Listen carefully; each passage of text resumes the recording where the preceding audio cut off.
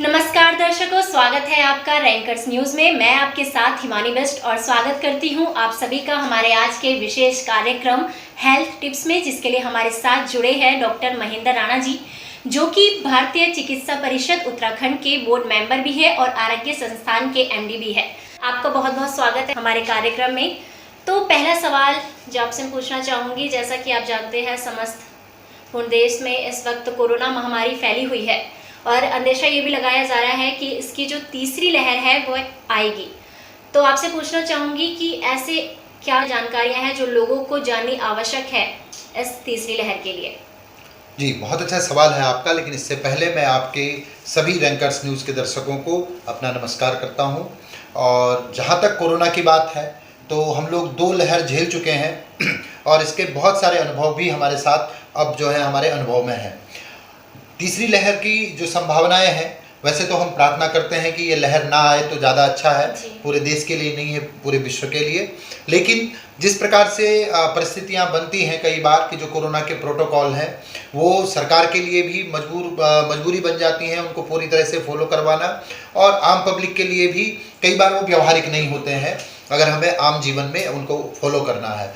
तो अगर ये लहर आती है तो निश्चित रूप से पहली जिम्मेदारी तो हमारी गवर्नमेंट की बनती है कि वो जो हमारी दूसरी लहर में हमें अव्यवस्थाओं का आलम देखने को मिला वो दोबारा ना दिखे, और इस तीसरी लहर से लड़ने के लिए हमारे पास पूर्ण रूप से व्यवस्थाएं हों, चाहे वो ऑक्सीजन के रूप में हो, हॉस्पिटल में बेड की सुविधा हो, या आकस्मिक अगर जो है बहुत तेज़ कोई ऐसी पिछली लहर की तरह सुनामी आती है तो हमारी सरकारों को चाहिए, पूरे देश की जितनी भी प्रदेश सरकारें हैं, कि उनके पास बैकअप में डॉक्टर्स की टीम, ऑक्सीजन की टीम और बेड की टीम, हॉस्पिटल बेड की टीम वो पर्याप्त रूप से हमारे पास रहे, ताकि इस त्रासदी को हम झेल पाएँ और अच्छे से हमारे डॉक्टर्स इस समस्या से लड़ पाएँ। अब रही बात जहाँ तक कोरोना की है और उसके प्रोटोकॉल की है, उसके ट्रीटमेंट की है, तो कोरोना जो है हम सब जानते हैं कि एक वायरल डिजीज है और कोई भी अभी दुनिया में ऐसी दवाई नहीं बनी है जो वायरस के इन्फेक्शन में बहुत ज़्यादा इफेक्टिव हो या फॉर श्योर उसका ट्रीटमेंट हो। तो हम लोगों को फिर अपने वर्षों पुराने जो हमारे ऋषियों का जो वरदान है आयुर्वेद, वहाँ के सिद्धांत पे चलना पड़ेगा कि अपने शरीर को हमें इतना मजबूत करना पड़ेगा कि सामने वाला दुश्मन कितना भी मजबूत हो हम उससे ज़्यादा मजबूत हों, ताकि हम उस लड़ाई में उससे जीत सकें। इस मजबूती को आयुर्वेद में जो है रोग प्रतिरोधक क्षमता कहा गया है, जिसको वर्तमान समय में हम लोग इम्यूनिटी के नाम से जानते हैं। पिछली 2 लहरों के अनुभव में भी हमने ये देखा कि जिस भी व्यक्ति की या मरीज की इम्यूनिटी अच्छी थी वो बहुत अच्छे से कोरोना के संक्रमण से पॉजिटिव होते हुए भी जल्दी रिकवर कर गया। लेकिन जिसकी इम्यूनिटी कॉम्प्रोमाइज़ थी या वो किसी गंभीर बीमारी से ग्रसित था, उस वजह से उसकी रोग प्रतिरोधक क्षमता कम थी, तो उन लोगों को इसका शिकार ज़्यादा होना पड़ा। तो मेरा तो सभी लोगों से ये आग्रह है कि हमें बीच में ये मौका मिला है दूसरी लहर के बाद अपने आप को तैयार करने का। जैसे सरकार के पास मौका है व्यवस्थाओं को ठीक करने का, व्यक्तिगत रूप से हम सब लोगों की भी अपने प्रति जिम्मेदारी है, और उस जिम्मेदारी को समझते हुए हम लोग आयुर्वेद जो प्राचीन चिकित्सा पद्धति है और जिसमें इम्यूनिटी को बहुत ज़्यादा महत्व दिया जाता है, उसके विशेषज्ञों से बात करके सलाह लेकर के अपनी रोग प्रतिरोधक क्षमता को मजबूत करें। खास करके जो हमारे बच्चे हैं उन लोगों में तीसरी लहर में कह भी रहे हैं कि बच्चों को भी वो इफेक्ट डालेगी। तो मेरा मानना यह है कि हमारे आयुर्वेद में बच्चों की इम्यूनिटी के लिए एक बहुत प्राचीन मेथड था, जिसको हम लोग आयुर्वेदिक वैक्सीनेशन भी कह सकते हैं, स्वर्ण प्राशन संस्कार। उसमें हम लोग एक ऐसी औषधि का निर्माण करते हैं कि जिसमें गौघृत होता है, बहुत सारी इम्यूनिटी वाली जड़ी बूटियों का अर्क होता है और साथ में स्वर्ण भस्म होती है, जो हमारे बच्चों की इम्यूनिटी को, और केवल इम्यूनिटी नहीं, उनकी मेमोरी को, उनकी ग्रोथ को बहुत मजबूत और स्ट्रॉन्ग करती है। तो मैं सरकार से भी दरख्वास्त करूंगा कि बच्चों को इस कोरोना की लहर से बचाने के लिए वो स्वर्ण प्राशन संस्कार को अपने प्लान में शामिल करे और घर घर स्वर्ण प्राशन संस्कार बच्चों का कराया जाए, जैसे पोलियो का टीकाकरण कराया जाता है। तो मुझे विश्वास है कि कोरोना की तीसरी लहर अगर आती भी है तो उसका इतना दुष्प्रभाव नहीं पड़ेगा जितना कि लोग बता रहे हैं। ये बहुत सही बात बोली आपने। और जैसा कि आप जानते हैं कि जब फर्स्ट लहर आई थी तो उसके लक्षण अलग थे, सेकंड जब आई तो कुछ ज़्यादा ही लक्षण देखने को मिले, तो तीसरी लहर में हमें ज़्यादातर क्या लक्षण देखने को मिल सकते हैं? बिल्कुल, बहुत अच्छा सवाल आपने किया कि इसकी घातकता लगातार हर लहर के बाद बढ़ रही है। पहली लहर में हमने ज़्यादातर देखा कि ये केवल हमारे श्वसन संस्थान को, जो रिस्पिरेटरी हमारा सिस्टम है, आपका चेस्ट हो गया, आपका नाक कान गला हो गया, उसको अटैक कर रहा था। तो इसलिए हम कह रहे थे कि ये केवल फ्लू के सिम्टम ला रहा है। लेकिन सेकेंड लहर में बहुत ही आश्चर्यजनक रूप से हमें लोगों के प्लेटलेट भी कम मिले।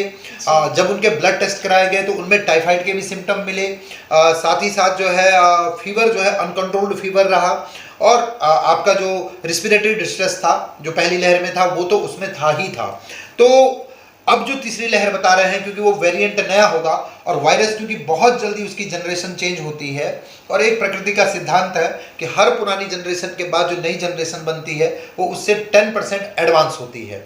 तो मेरे हिसाब से अब अगर जो तीसरी लहर आएगी, और जो हमारा ICMR और अन्य जो साइंटिस्ट है उनका भी मानना है कि इसमें वो मल्टीपल सिस्टम फेल्योर की तरफ जो है अटैक कर सकता है, कि वो केवल आपके रिस्पिरेटरी ट्रैक तक सीमित नहीं रहेगा, वो हो सकता है कि आपके केवल ब्लड क्लॉटिंग तक सीमित नहीं रहे, बल्कि वो आपके अन्य जो हमारे शरीर के सिस्टम होते हैं, वो आपका यूरिनरी सिस्टम हो गया, आपका नर्वस सिस्टम हो गया, वहाँ तक वो अटैक कर सकता है।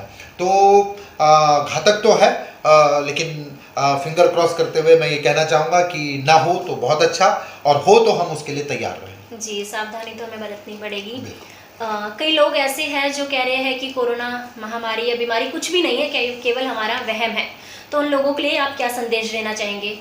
देखिए, प्रत्यक्षम किम प्रमाणम, बहुत सारे लोगों के अपने विचार हो सकते हैं और अपनी धारणाएं हो सकती हैं, मैं किसी को गलत नहीं ठहरा रहा हूँ, लेकिन जो हमें दिखा, और केवल एक एरिया की बात नहीं थी, एक देश की बात नहीं थी, पूरा वैश्विक रूप से जो हेल्थ सिनेरियो सामने आया, उसमें हम अगर ये कहते हैं कि कोरोना महामारी नहीं है, तो ये मेरे हिसाब से थोड़ा सा आंख बंद करने वाली बात होगी। निश्चित रूप से महामारी की तरह ही इसने जो है अपना व्यवहार दिखाया, और जिस तरीके से सारी विश्व की हेल्थ सिस्टम जो है चरमराया है, तो हमें इसको हल्के में नहीं लेना चाहिए। जो लोग कह रहे हैं महामारी नहीं है, ठीक है, हो सकता है कि महामारी के जो अपने नियम और प्रोटोकॉल हो उनकी परिभाषा में वो फिट नहीं बैठती हो, लेकिन जिस हिसाब से घातकता हुई, जिस हिसाब से लोगों की जानें गई, तो महामारी नहीं तो महामारी से कम भी नहीं था, और सावधानी तो इसमें बहुत जरूरी है। जी बिल्कुल। आरोग्य संस्थान के आप MD है, तो कुछ आरोग्य संस्था के बारे में हमें बताएं कि किस तरह से जनता के लिए कार्य करती है, लोगों के लिए। जी देखिए, मूल रूप से आरोग्य संस्थान का जब प्रारंभ हुआ था तो आयुर्वेद चिकित्सा को केवल उत्तराखंड में नहीं बल्कि पूरे देश में एक वैज्ञानिक रूप से स्थापित करना हमारा उद्देश्य है, क्योंकि आयुर्वेद में बहुत ज़्यादा वैज्ञानिक सिद्धांत हैं, लेकिन हम लोग जो हमारे पुराने जो वैद्य परंपरा के जो हमारे चिकित्सक रहे, हम लोगों ने उसकी उपयोगिता तो साबित की कि आयुर्वेद बहुत उपयोगी है, आयुर्वेद बहुत असरकारक है, और कई बीमारियों में तो जहाँ एलोपैथी में कोई इलाज नहीं है, वहाँ आयुर्वेद की चिकित्सा करा करके रोगी जो है पूर्ण लाभ प्राप्त करते हैं। लेकिन थोड़ा हम लोग की कमी क्या रही कि हम इसका साइंटिफिक वर्जन लोगों को नहीं दे पाए, जो कि आज की भाषा में आज की पीढ़ी को समझाना बहुत ज़रूरी है। तो कहीं ना कहीं ये भी एक आरोप लगा कि आयुर्वेद जो है नॉन साइंटिफिक है और इसमें जो है कोई वैज्ञानिक सिद्धांत नहीं है।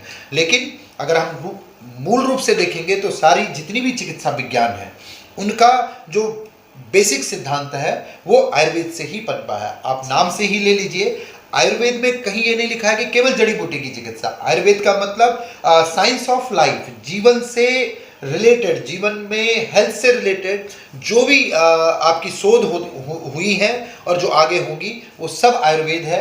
उसमें एलोपैथी भी आ जाती है, उसमें आयुर्वेद भी आता है, उसमें होम्योपैथी भी आती है, उसमें यूनानी चिकित्सा पद्धति भी आती है, उसमें योग भी आता है। तो जो भी जीवन को और जीवन के स्वास्थ्य को बेहतर कर सकती है विज्ञान, वो सब आयुर्वेद है। इसलिए हमारे ऋषियों ने घोषणा भी की आयुर्वेद ग्रंथ लिखते हुए महर्षि चरक ने कि यद हास्ति तद अन्यत्रम यन्ने हास्ति न तत्क्वचित, यानी कि चिकित्सा विज्ञान में जो हमारे आयुर्वेद में है वही आगे जाकर के अन्य चिकित्सा विधाओं के रूप में भी डेवलप होगा, और जो इस आयुर्वेद विज्ञान में नहीं है वो कहीं डेवलप हो ही नहीं सकता है या उसकी जरूरत ही नहीं है।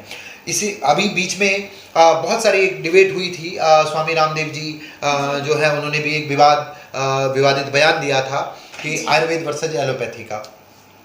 मैंने वहाँ पे भी बहुत सारे समाचार चैनलों के जो डिबेट हुई उसमें अपना पक्ष रखा कि देखिए, कोई भी मेडिकल साइंस है, वो आयुर्वेद हो, वो एलोपैथी हो, होम्योपैथी हो, अन्य चिकित्सा विज्ञान है, सबका उद्देश्य मानव स्वास्थ्य को बेहतर बनाना जी। है ना। उसमें हो सकता है कि समय के साथ सबके रास्ते अलग अलग हो गए हों, लेकिन मूल उद्देश्य एक है। इसलिए ये विवाद का नहीं, सारी चिकित्सा पैथी संवाद का विषय है कि हम लोग एक मंच पे आकर के मानव स्वास्थ्य के लिए क्या बेहतर कर सकते हैं, उसके लिए बैठ करके बात करें।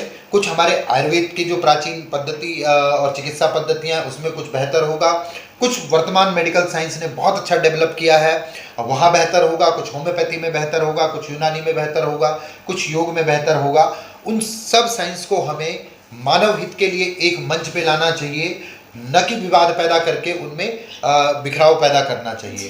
तो आरोग्य संस्थान का एक उद्देश्य ये भी है कि सारी मेडिकल साइंस को हम एक मंच दे सकें, ताकि हम अच्छे ह्यूमन हेल्थ के लिए कुछ कर सकें। तो ये आरोग्य संस्थान का उद्देश्य है। इसके लिए हमारा पूरे उत्तराखंड में अलग अलग क्षेत्रों में जो है हमारी शाखाएं हैं, और मुख्य जो हमारा केंद्र है वो हरिद्वार में ही आपके शहर में यहाँ पे है, जहाँ से सारी शाखाएं संचालित होती हैं। जी। अब मेरा आखिरी सवाल ये है कि कोई लोग ऐसे हैं जिनकी आर्थिक स्थिति अच्छी नहीं होती और कोरोना की जो दवाई है या उससे बचने के लिए वो दवाई नहीं खरीद सकते, तो ऐसे क्या घरेलू उपाय या उपचार है जो वो घर बैठे कर सकते हैं? जी, बहुत अच्छी बात है। देखिए, कोरोना में अलग अलग स्टेज होती है। पहली बात तो ये समझनी चाहिए कि कोरोना पॉजिटिव होने का मतलब हॉस्पिटल में एडमिट होना नहीं है और दवाई खाना नहीं है। हमें सिम्टम्स को ध्यान में रखना है और अपने जो हमारे फैमिली फिजिशियन है उनके संपर्क में रहना चाहिए कि मुझे ये लक्षण आ रहे हैं। हम अपना ब्लड टेस्ट, हम अपना RT-PCR टेस्ट करवाएं और उसके बाद जो है अपना एक प्रोटोकॉल तैयार करें। होम आइसोलेशन बहुत ज़रूरी है। उसके अलावा कम से कम प्राइमरी जो स्टेज है जहाँ पे हम बहुत ज़्यादा सिम्टोमेटिक नहीं है, आयुर्वेद में बहुत सारी ऐसी औषधियाँ हैं कि जिनको अपने आयुर्वेदिक फैमिली फिजिशियन के साथ हम लोग सलाह परामर्श करके प्रारंभिक अवस्था में अगर लेना शुरू कर देते हैं तो हम लोग आगे की स्टेज में जाते ही नहीं है, वहीं से रिकवर हो जाते हैं। तो बहुत सारी ऐसी दवाइयाँ हैं, आपका गिलोय है, आपका अश्वगंधा है, मुलेठी है, तुलसी की ड्रॉप आजकल मार्केट में मिल रही हैं। ये बेसिक चीज़ें ऐसी हैं कि हम लोग अपने आयुर्वेदिक फिजिशियन के साथ बातचीत करके इनको शुरू कर सकते हैं। बहुत सस्ती आती हैं और कई बार तो खरीदने की भी ज़रूरत नहीं। तुलसी हमारे घर में है, हल्दी हमारे घर में है, आपका जो है लौंग है, ये सारी चीज़ें हमारे घर में उपलब्ध हो सकती हैं। लेकिन हमें सिम्टम का जरूर ध्यान रखना चाहिए कि हमें हठधर्मिता भी नहीं करनी है कि हमें कॉम्प्लिकेशन आ रहे हैं और हम कह रहे हैं कि नहीं जी हम तो घर में ही ठीक होंगे। उसके लिए ये जरूरी मेरी राय है कि जो भी आपके फैमिली फिजिशियन हो उनके परामर्श के उनसे लेते रहें और उस हिसाब से अपना प्रोटोकॉल बनाएं। तो मैं समझता हूँ कि लगभग 80% लोगों को हॉस्पिटल एडमिट की ज़रूरत ही नहीं पड़ेगी। आपका बहुत बहुत धन्यवाद जो आपने इतनी महत्वपूर्ण जानकारियां कोरोना और स्वास्थ्य से संबंधित हमारे साथ साझा करी। तो दर्शकों, आज का कार्यक्रम आपको कैसा लगा हमें ज़रूर बताएं। और कोरोना महामारी अभी गई नहीं है, हो सकता है इसकी तीसरी लहर एक बार फिर एक बड़ा विकराल रूप लेकर आए, तो आपको सावधानी जरूर बरतनी है। और इसी तरह के कार्यक्रम लेकर हम आपसे रूबरू होते रहेंगे। फिलहाल मुझे दीजिए इजाज़त, नमस्कार।